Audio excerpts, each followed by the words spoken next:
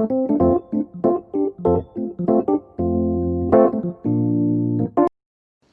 friends, I am Ved.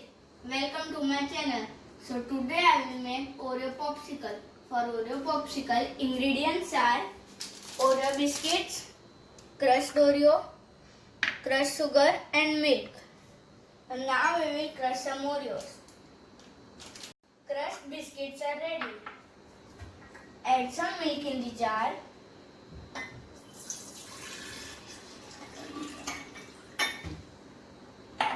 Add some crushed sugar and crushed Oreos.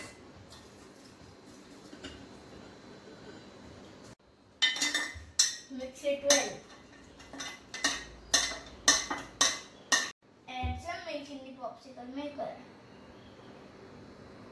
Now add it into the freezer.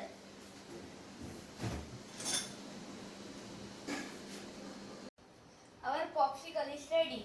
Please subscribe my channel for more updates. Bye.